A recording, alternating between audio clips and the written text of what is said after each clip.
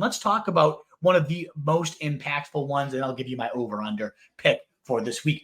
One of the biggest injuries of the week, though, Kenny Gainwell already ruled out for week 2. If you caught last night's waiver wire stream, this is why we had him down at 5-6 on the list, saying he could be fool's gold. He had that rib injury and could ultimately get taken over as early as this week if Swift and or Rashaad Penny end up impressing. Well, Gainwell's out, and remember, he didn't do a ton with his work. Why we liked him that week was because of the usage. Over 60% of the snaps, nearly 70% of the carries, 86% of the running back carries there too for Kenny Gainwell. But on those 14 attempts, he only racked up about 45 yards. Didn't look overly impressive with it. Did get a couple targets tossed in there as well. So weighted opportunity. He was definitely the guy. And again, a enormous snap share now opened up over 60%.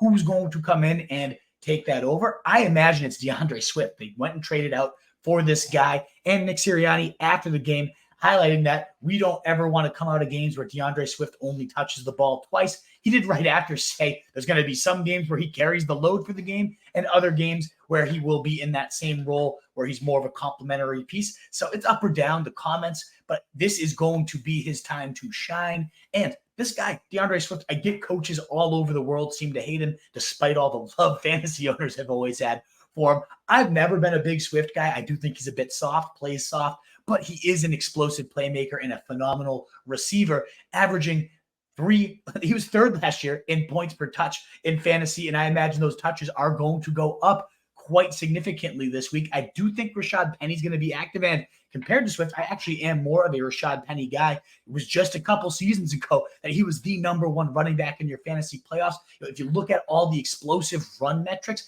his volume has been so low because of injury these last 2 years, and yet he's still in all the top 5 lists in 10-plus yard runs and certainly explosive run rate given the small percentage of runs we're dealing with. Penny is a very talented runner. I think both of these backs can do significantly more damage than what we saw from Kenny Gainwell if used to a similar extent behind this top 3 offensive line in the league and one of the best offenses in the league overall. I think points will be at tons of them all over the board. And my first guess would be DeAndre Swift. He bumps all the way up to my running back 30. Definitely in flex consideration, RB2 consideration, and this could end up bumped up even more tomorrow, so definitely check rotostreetjournal.com if you want to see the ultimate where I rank him. I'll make sure to tweet out also at RotoStreetWolf as well, but I right now have him as that fringe flex play, just given the uncertainty here in this Nick Sirianni offense. I also have Rashaad Penny clocking in right now at running back 35 or so in the rankings, and I'm looking through them right now, and I might even bump up Swift a little more, but does he go above